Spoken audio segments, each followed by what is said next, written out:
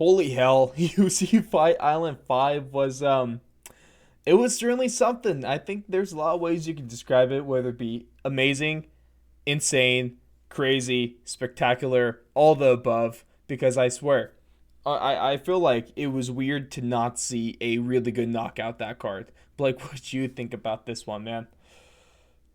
Yeah, I mean, I'd say not of the knockouts, really. It seemed like every other fight there was something crazy happening, whether it be, a spinning heel head kick knockout or whatever you could call what Buckley did to that poor man in the octagon. So it was just a really exciting night that, I mean, I didn't find myself yawning too often. Oh, no, not at all. But we got that ahead. A little recap of UFC Fight Island 5. Blake is going to give us his rant on his new love and his new obsession of Hazmat Chimaev. Going to talk about was Joaquin Buckley's KO the best in UFC history. Talking about that Conor Dustin fight that Conor McGregor has verbally agreed to. New UFC 256 headliner fight. And then we're going to take a look ahead at UFC Fight Island 6, Ortega and the Korean Zombie. But Blake, you've been wanting to talk about this, so I'm just going to give you the floor. What do you have to say about Mr. Hazmat Chimaev? I just want to, I just really want to glorify this man as we're witnessing his rise. There's few times that I think we get to go through this in MMA and in this sport in particular because everyone's Mm-hmm. it can be so short lived. One moment you're on the top, and the next moment you're getting knocked out or you're on someone else's highlight reel, right? And so I think a guy like Hamzat who comes in and just starts smashing people, as you would say, I think that we Smash need to I with think the we need E. to appreciate it, and recognize greatness as it's kind of coming into itself. And now as the competition level increases, we're going to really get to see what's this guy made out of. Does he have, the ability to hang in there with the guys like Adesanya, Whitaker, whoever he may face? And that's just the middleweight division. He's going back and forth between welterweight, middleweight, doesn't matter. He's saying light heavyweight's not going to be an issue if you really wanted to push it. So I'm just excited, man. Guys like that, where you can just tell it's kind of like for them, fighting is like a love. Mm-hmm. They really get enjoyment out of going out there and performing it and doing it, and that's something that really resonates within me. And I feel like everyone can appreciate that because he's not just going out there, for the money and for all that stuff. He's going out there to satisfy himself, to push his own, dreams really, and go out there and obtain something thought of for his whole life, and it's just now coming into fruition. So I think this guy who has no fear, who's calling out everybody, Nate Diaz, uh, from the Wonder Boys to the Conor McGregors to just anybody you could think of, man, he's calling out everybody, and barely anyone's responding. And if someone does respond, it's Darren Till, who already has a fight lined up, so he has the perfect excuse as to why he's going to act like, he can't take it or whatever. When Hamzat counters and he's like, "Well, why don't we just come to Fight Island? Why don't we just fight right now?" His interview with the Schmo today. Shout out to Schmo. The It was schmo. hilarious. I mean, he barely speaks English, so you got to give him a little bit of break. But man, he's hilarious. He's like, man, you need 4 or 5 months for one fight, and that I'll have 3 fights in that time period. Basically, is what he's saying. And I think there's nothing you can do but just get excited about this guy. Uh, and I don't know, just look forward, excuse me, to his Mm-hmm. next performance. Really, His next performance may very well be against the one man that has actually volunteered to fight him in Neil Magny. And okay, Dana, if you want to make that fight happen, please. dude, the Neil Dude, Magny of like current Neil Magny, I'd be down with it. I mean, that's a good right? test. That's another for sure step up compared to Mm-hmm. who. No, I mean, no disrespect to who Hamzat's fought before, but that is welterweight. So he's flip Mm-hmm. flopping again. He was middleweight last fight, welterweight again for this fight, Magny. But again, solid competition. Someone who's probably been a perennial top 10 contender now Mm-hmm. for at least the last 3-ish years, 4 years at least. Yeah. So Neil I'm down. Magny. Neil Magny would be absolutely amazing. I mean, Magny's a stud too. Not a lot of people respect him as much. I remember I had this rant like maybe a month ago, trying to put demand that people put some more respect on Neil Magny's name. And man, would this be one hell of a clash? In the match, the stylistic matchup would be really interesting to see. But man, I am 100% all for that one. But as we were saying, Blake, let's talk a little UFC Fight Island 5.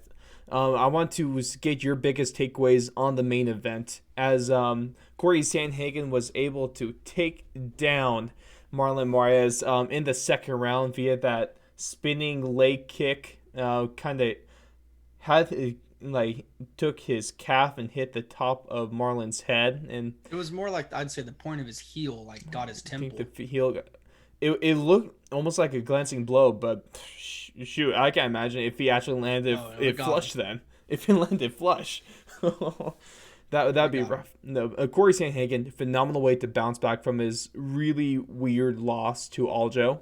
Mhm. Um, so now we have to ask, what is next for Corey Sandhagen?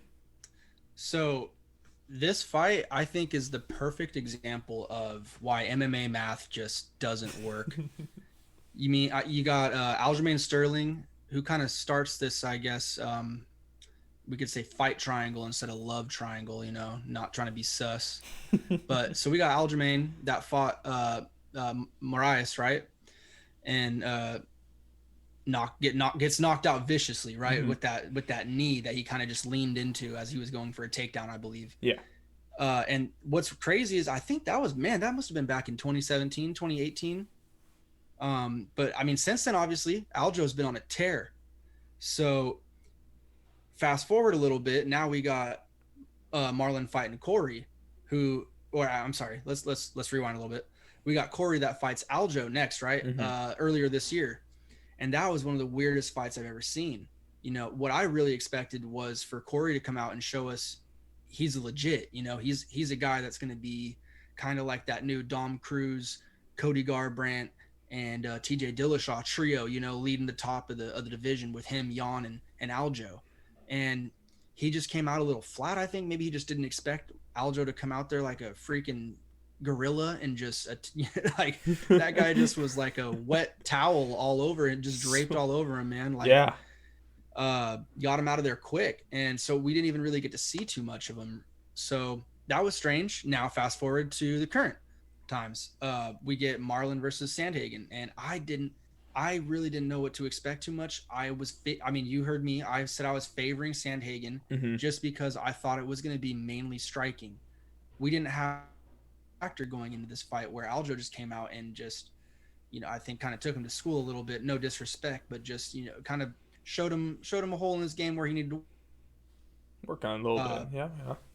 Yeah. but I thought if this is going to be a straight up standing war, Sandhagen should probably take the dub Mm-hmm. by knockout, whether it be by, a point decision. So I don't know why I felt confident with his reach. I felt confident with just his savviness. I mean, he's trained with the best. TJ Dillashaw is his old training partner, ex champion. So he's seen it all when it's come to MMA, Mm-hmm. especially in the striking department, and that's mainly why I was favoring him. And let's talk about the performance now. I mean, he busted Marlon up. He busted him up. I want to say he broke his orbital probably. I can't. I don't Damn. remember if that's been confirmed or not, but his eye was busted before the knockout blow even happened. So Mm-hmm. he was already Well, if compromised, you and want to talk that's strikes, I mean, Corey's 38 to Marlon's 14. right. That's not And close. and I just feel like that kind of is what led. I think Sandhagen even mentioned this. It led to him getting even more confident in the octagon. He was like, "Man, I can tell. I'm busting this guy up. I'm gonna go for something that maybe most people wouldn't really try for, but I'm feeling it right now." And that was something to me that just proved like, yeah, he's a next level guy. He's a real dude in there, that can go in there and perform and look like a champion on certain nights. Mm-hmm. Now the trick is he going to have an Aljamain Sterling performance again? Is he going to have that letdown? He's got to keep it up, and Mm-hmm. that's why I think his next fight, it's probably not going to be for the title, but it should be. And he's already gone out and started asking for his next fight. He's targeting TJ Dillashaw, which I think is super interesting, and I think it's totally the right call. Yep. I See, mean, TJ ex-champion. Dillashaw, ex-champion. Yeah, he got caught with those little drugs and all that fun stuff. Little snake in the grass. Little piece of crap cheater. Shocker. What's his juicing company called? It's like Clean Juice or some. It's the most ridiculous name. Oh yeah, What's that's his just what's the his best. I don't know. You find that, but TJ has been out for almost 2 years now. As you may remember, he was suspended in early 2019, January It's called Clean 2019. Juice. Clean juice. That's so bad. There That's ain't so nothing bad. clean about that juice. I'll tell you that much. But he If was that juice is suspended. clean, then I don't. Yeah, I don't want If it. that juice is clean, then we're a rich and famous podcast. And he's been out for close to that 2 years after being suspended by USADA, and he's looking coming back. Apparently, he looks jacked. I haven't seen a recent picture of him. USADA, you might want to get on that, okay, with his old clean juice. But that would be one hell of a return fight. Make his return to the octagon after 2 years off to fight Corey Sandhagen. Oh, I'd like Sandhagen in this one, but I agree with you, Blake. That is the way to go. Yep. I mean, I love every little thing about that. I mean, Sandhagen, I think matches up well with Dillashaw, and I think he Hmm. knows that too, being an ex-training partner. I want to know what TJ Dillashaw has to say about it now. So it's going to be interesting to see him get back in the mix. Oh yeah, That's uh, coming soon. 2 months January. away. I mean, really, we're a little over 2 months away, I guess. January could Coming be up. a whole hell of a lot of fun. Speaking about this next stuff, but we need to talk about Joaquin Buckley's knockout, and the question that is on everyone's mind is, was this the best knockout in UFC history? Hmm. See, it's so hard for me to just like. I've seen so many knockouts, and like each one kind of holds a special place in my heart. And Mm-hmm. Buckley's that one. See, and I was telling you before. I think it was more shock value and uh, just so pure reaction Mm-hmm. like that to me was the most impressive thing about it because he literally took what his opponent was giving him instantaneously. He saw that opening and he just went for it and lights out.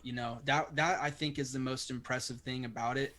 Was it the best of all time? That's so hard. Shoot, It's weird because like it what? was one of the most brutal I've seen. I'll Oh, tell you that too. 100%. And It's like hard to no determine crowd, like what best is because best can mean a lot of things. Like to a lot of right? people, the So Jorge subjective. Masvidal Ben Askren knockout was the best of all time just based on the shock value and how quick and out of nowhere it was. For a lot of people, it was Anderson Silva knocking the hell out of Vitor Belfort.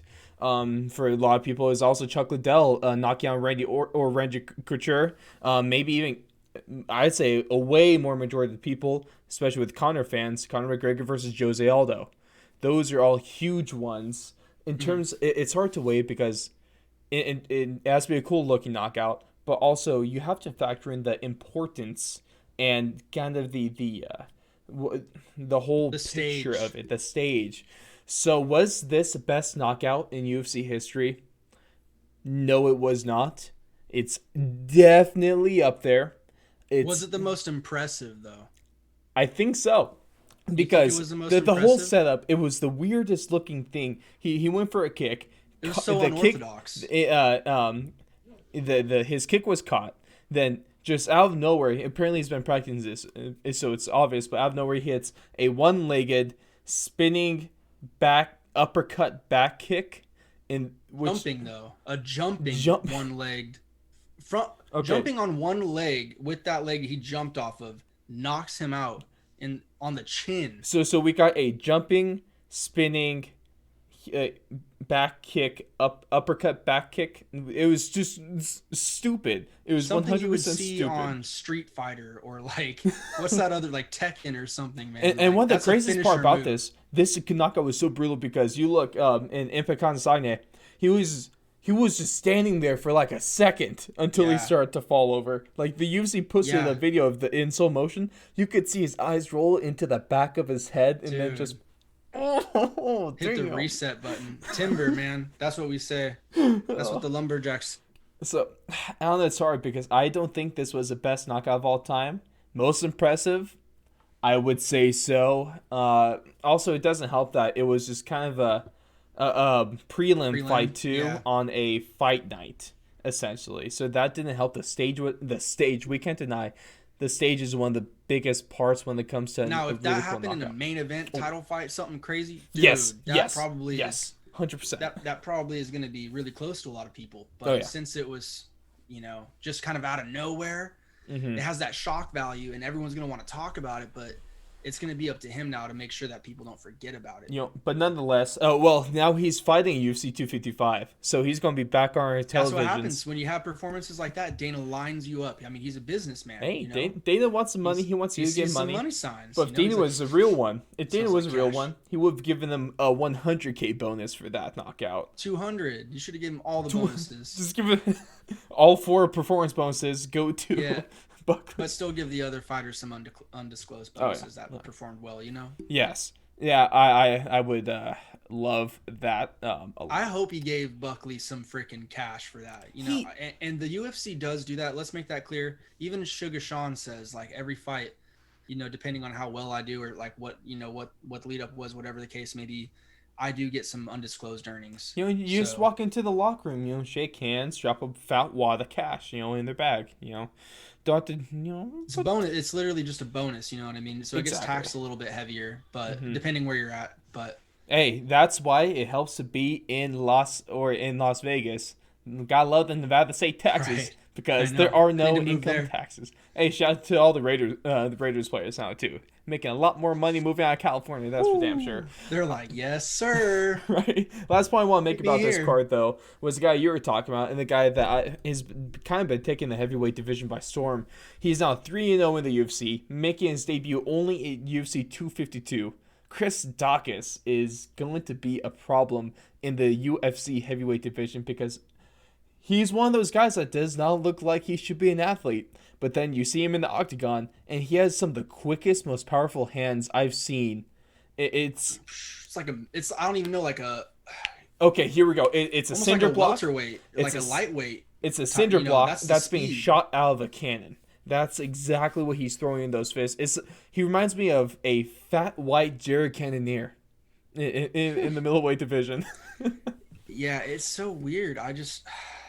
He doesn't look like he should be able to beat so much ass, No. but he does. And man, I wish we did picks last week because I was on fire. Dude, hey, I we just want to all say I called this again. I said everybody, if you can, watch Daukus. He is something about him. I just really like that guy. There's a few guys this year that have just popped up on my radar. well, And I I'm like him like, too oh my because god. he's kind of funny too. In his interviews, talking about how he finally has a six pack or he could see abs for the first time in his life. His wife was giving him crap about it, and so he's a fighter with personality, which I love. Yeah, And you gotta now, love that. does he deserve a top 15 opponent after this? Another guy that fought on the card of UFC Fight Island 5 was in the fight before the co-main. That was Ben Rothwell and Marcin Tybura. Tybura making good work of Ben Rothwell and earning his spot into the top 15. Is that the fight to make? There was another guy that fought recently that said he's very inspired by like the Diaz brothers. Mm. He was like Brazilian. Let me see if I can. I mean the Tabura fight. If he was down for it, Mm-hmm. absolutely, I'd be super down for that If fight. if Tybura is down for the fight, you think it kind of weighing on his decision? Yeah, I think that one's probably more up to Tabura. Is Chris Dawkins a scary fighter? Yeah. Yeah. For a guy that like is getting his feet back under him, I'd say in the division with Tabura. So Chris Dawkins is the UFC's diet. Okay, this is the guy right here. Cosmo. Carlos Felipe, the co-main event on Holly Holm. Dude, that would be a crazy fight. Ooh. That would be a crazy fight. He's the guy that just beat up Jorgen de Castro. Yeah, that's That's who I was more thinking because it's like Felipe because and Tabura's Dawkins. cool, right? Like that's cool, but Uh-huh. let's get people in there that are exciting, Bro, that Let's fight get would some be guys that are gonna go in there and slap each other and damn. flip each other off and like talk shit. I could easily see them being a co-main to another You know? Fight Island, kind of thing. That would be crazy. That would be fun. That If would they're be both healthy, yeah. Yep. Yeah, Dana White, just hire Blake is, and me too to help out, but hire us as your matchmakers. We'll do Got you. great things. We'll do damn good things. Okay, just, I mean, we're not a part of the company, so we only have the top 15. Give us a big board, please. Give us a big Yeah. board. That's all I ask. We've seen it Yeah. in Dana's hype videos on Twitter. It is in a little background. Just make it public. But UFC Fight Island 5 was great. Really just another thoroughly entertaining card in a long list of recent UFC fight nights that have been absolutely amazing.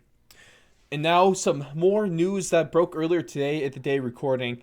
Conor McGregor has verbally agreed to the fight that has been offered to him and Dustin in January. So I still Conor verbally agreed. So let's put as much weight into that as I guess it kind of holds. Is this fight really gonna happen, and why weren't they able to do it this year, Blake? Not only that, but Dustin Poirier on his side says he hasn't even been contacted by anybody yet on Mm, any side besides obviously Conor. that's great. So, I mean, we'll see. I think this one it's very much a wait and see approach at this point. It's October, mid October almost, January 23rd. I mean, About 3 months. they I think it's got a good chance of going down. I really do because it makes sense. Pacquiao is a southpaw. They were saying that's why he might want to fight Poirier. It kind of Mm. warms him up for another southpaw if he chooses to go that route. Even I like Poirier a lot. I think he is a lot better than the Poirier he was at Oh 145. yeah, And I mean, God, how long ago was that fight now? 6 years? feels like a 7 years? decade ago, man. It really I think it was does. 2013 or 2014 And they're at least. two totally different fighters at this point in Right. their career. I And they're think at a Dustin bigger more weight than class. anything. Yeah, bigger weight class. That makes a huge difference. Dustin, he might have been the one to make the biggest changes in his career since then. Hmm. I would. And not only that, but he's been way more active than Oh Conor yeah. has been recently. I really want this fight to happen. It would be one hell of a rematch. Could be one of the best ones we ever see. And there's so much writing on the line for this fight too. I Hmm. mean, Habib was already saying in interviews recently that he never sees him fighting Ferguson, and he never sees him fighting Conor again. But if this fight happens and Conor wins, yeah, you could throw those out the window. Well, that is unless Justin Gaethje isn't your UFC light heavyweight champion of the world. This might be controversial, but I cannot wait until Habib is the hell out of here. Good Really, riddance. really. Yeah, Well, if he beats Justin, I would not be surprised to see him retire because what I else would does love to see him retire. Man, that would just be a dream come true. Like or seriously, or something that works out for both me and you is I'm right and Justin Gaethje wins and Khabib is out of the picture now. So that would be wonderful. I would love it. I mean, seriously, he's the most boring champion besides probably GSP. oh, even over Kamaru Usman. Well, he had that really good fight with Colby, so Dude, you got I was gonna say that Colby yeah. fight was pretty That fight was badass. that fight The was Jorge fight was ridiculous. trash. Yeah, his fight That with fight Woodley wasn't bad kind of either. trash too. It was okay. It was more Woodley was the one that made it Yeah. not okay. See, Covington has been the only reason that Kamaru Usman has been any reason that Kamaru Yeah, Usman has been a fun man, he champion. beat the hell out of him that fight a little bit He was going to towards the win. end. He was going to win if he didn't get his Towards jaw the broken. end. Keep saying Yeah, that. Keep saying we'll that. see. We'll see. And then We'll one of the see. reasons though that this Conor Dustin fight is only going to be in January is because the UFC 256 card that's taking place in December has now been saved with our bantamweight title fight now being Piotr Jan versus Aljamain Sterling, a man we were talking about earlier. And I'm telling you, Blake, it is about time. I'll bang on my desk for this point. It's about time that Aljo gets his title shot. Deserving for sure. Yeah. Deserving. And I really want to see him win. Honestly, I really want to see him win. I don't really have a dog in this fight. I mean, I just want to see a really, hopefully competitive and entertaining fight. And hopefully whoever wins is going to look like just have an impressive performance. Really, I don't want the bantamweights to look crappy because that's one of the I think most loaded divisions. Oh man, the So bantamweights. It real quick. If you just want to talk about the division as a whole, man, them bantamweights have been remarkable over the past. The yeah, bantamweight division has probably seen the most success and the most increase in popularity during this whole COVID era. man. I mean, you got extremely fire problems. From I mean, I'd say we could still. Sean O'Malley's kind of a contender now. I guess you could say he's top. Well, is he top 50 anymore? I don't remember. Nope, he's off. I think he's dropped. So yeah, he's a Yeah. prospect. We got we got Knocked the back to the ex prospect ranking. champions of TJ. We got Cody Garbrandt kind of flip flopping between here and 25. We have Frankie Edgar, who's an ex champion of 55, Rafael Sunsao. also challenger in 45. Austin Sao, an ex champion. I think Barao is even still fighting too, but he's trash now. I We'll mean, it see if just goes to Dominic show Cruz you, fights like again. Dominic Cruz. But Even I even mean, it's the just 14, a 15 revolving guys, door now. Song Yadong and Marlon Vera, those are some Yep. fun fighters. Cody Stamen. Rivera's looking really Let's good throw too. Cody Stamen up there, man. Please. Kelleher, he's had some really impressive performances. Brian Kelleher, yes. hmm Oh, It's a loaded division, man. It's a nice division. there is a lot of fun in this division, and man, I'm really looking forward to this fight because it's a lot of Just implications first initial, on the like not bantamweights. even putting any thought into it. If you had to go, like if someone's putting a gun to your head, who do you think is gonna win? Piotr. Yeah. If that's my initial reaction. I want Aljo. Yep. But Before I dive deeper, that's my first initial the like thing gut is, reaction. if we go to the vacant title fight where Piotr took over Jose got murdered. He got Piotr killed Jose Aldo in that octagon. And that canvas was stained and soaked with the blood of Jose. Aljo's got to have an answer for that, man. He has to keep it on the feet. Because You think Aljo has to keep it on the feet? wait, no. Jan has to keep it on the feet. Because if he could stay striking, he has a chance. Aljo, if he can get into a wrestling match, that Yeah, might we'll see help. if he's able to. That's what I'm saying. I think is going to be the key to the fight is if he's going to be able to take him into his world. Yeah, I don't know if he's going to be able to with Jan. Jan's pretty high level, but we'll see. not gonna lie, I Save really that for the breakdown. right. No, I kind of in a couple months here. I kind of want Piotr to stay champion because I want to see him fight Corey Sandhagen. Between the striking That would be level fun. between those two fighters would be off the charts. Dude, yeah, that'd be like watching two Tasmanian devils fight each other. I don't even know. That would be straight shmoney. But if we want to preview a fight, let's get on into a little UFC Fight Island 6 happening this weekend, October 17th. At, of course, the Flash Forum. Some good stuff on this. Let's focus in on the co-main and main event, though, Blake. The co-main is a flyweight bout between Caitlin Chukagian, and Jessica Andrade makes her debut to the women's flyweight division. She's been in the past a number of years ago. She was fighting in the strawweight, or she's been fighting in the strawweights. She had some time in the bantamweights, and now she's making her way to the flyweights. And a title fight is on the line on Saturday night. Is it though? It is. Who said that? No one, but that's the way to go. Because I think that's If false. I think they're more going the Cynthia Calvillo route.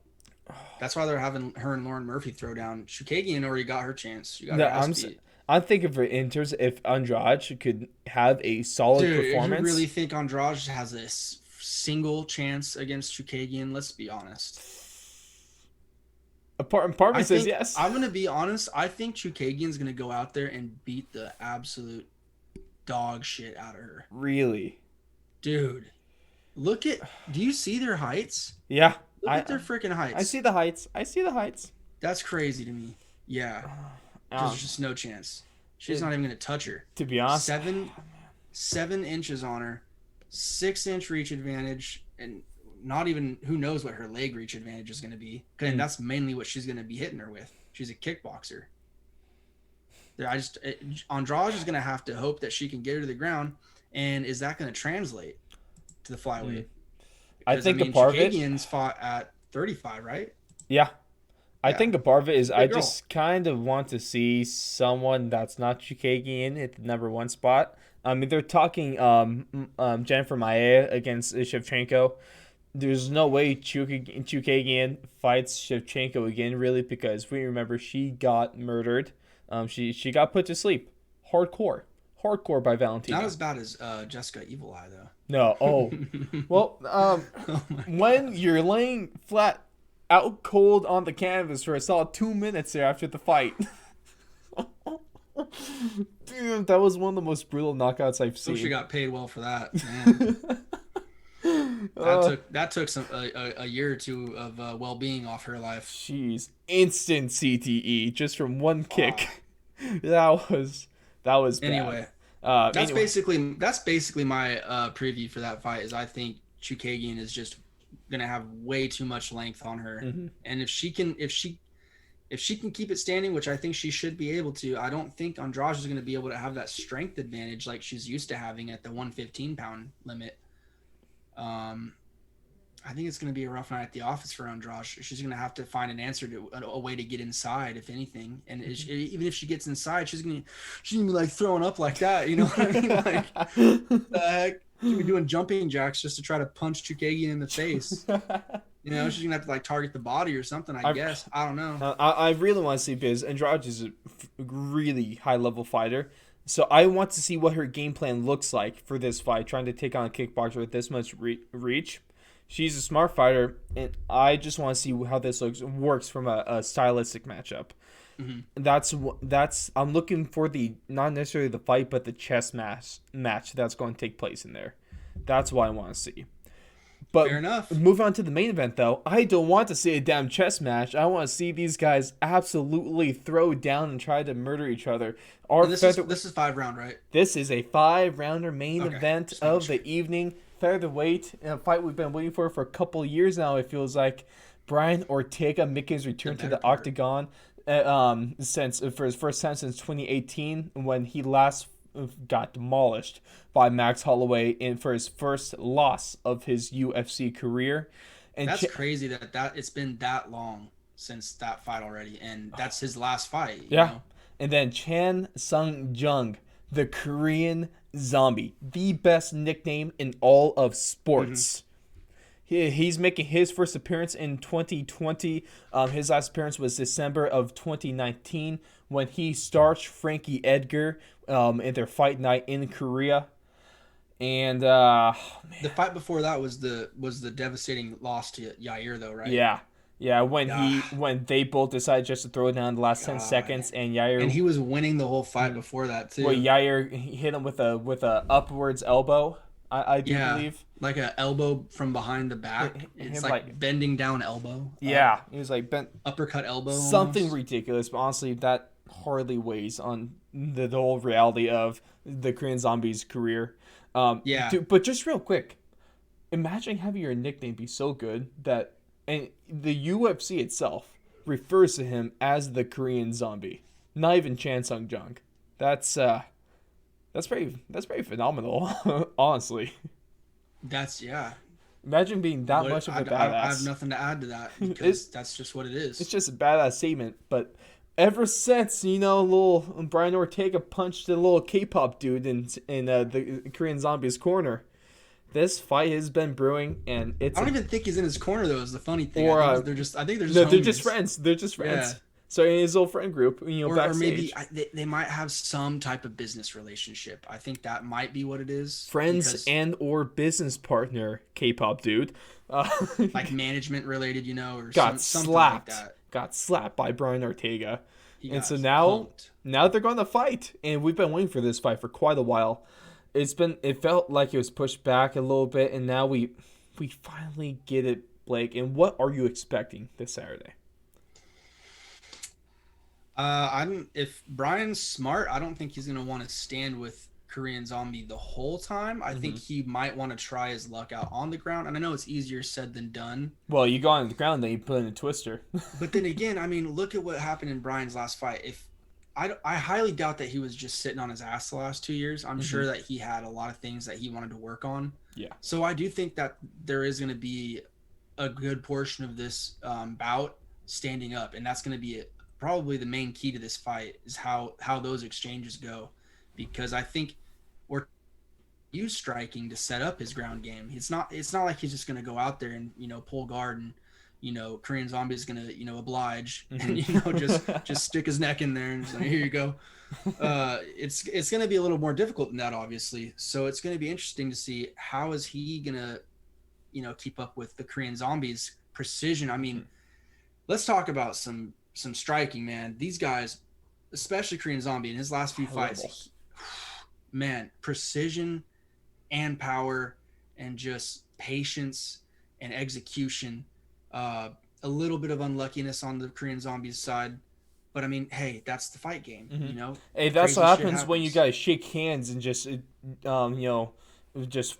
box it out for the last 10 seconds. Yeah, this is what happens. We luck out sometimes and some crazy stuff happens. What I'm expecting this Saturday, though, Blake, is we're going to see blood. We're going to see a lot of it. Within the first round, I would say. That canvas is going to be painted with some blood splatter. These guys, they're not going to go all out with their striking. They're not just going to be swinging for the fences. We're going to see a lot of precision striking, as you allude to. We're going to see a lot of high-level combinations. And we're going to see a bloody technical masterpiece is what I'm expecting on Saturday. Yeah, I mean, it's going to be a good one, man. It's going to be so good. This fight. I'm going to be out with some friends, so I'm hoping we're going to be at somewhere that has this fight. If not, I'll have it on my phone. Exactly. For sure. Just put the little throw some ESPN. I really hope I'm able to watch it on a good TV because I really want to be able to see that fight.